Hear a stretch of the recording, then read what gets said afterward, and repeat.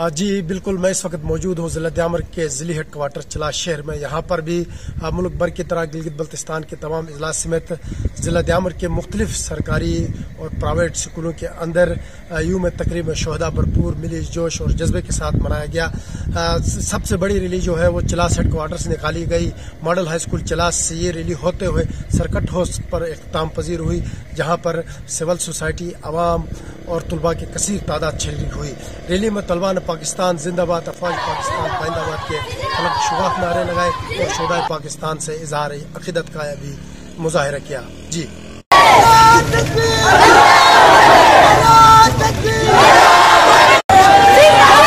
आराम आराम दे नारे दे।